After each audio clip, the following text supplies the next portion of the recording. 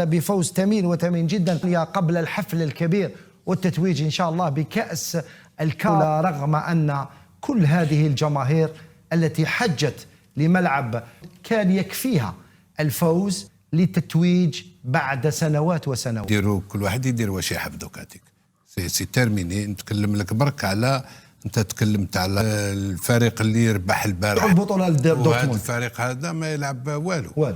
هنا تعرف التماتيك كاش يقولوا النزاهه لا ديونتولوجي تعلم كيفاش الناس عندهم ضمير، ناس عندهم ضمير واخلاق اللي هاديه، ماهيش مثلا جماهير نتاع إنيمبا ولا جماهير نتاع فرق مثلا على مستوى القاره الافريقيه كامرون ولا الكوت ديفوار اللي تعمل بريسيون، عكس جماهير الوداد من الجماهير اللي تنجم تاثر على الادفيرسير. دونك نتصور انه الوداد تفكيره ساعه اول حاجه ما عملش ديبلاسمون طويل، كان في تونس دونك رجع ما عندوش مشكله كبيره نتاع الديبلاسمون، يلعب في اذا متابعينا الكرام، كان هذا هو الخبر ديال اليوم او الفيديو ديال اليوم. كنتمنى انكم ما تبخلوش على القناه باللايك والبارطاج، بالاضافه الى انكم تخليوا لنا الاراء ديالكم المهمه في التعليقات اسفل الفيديو.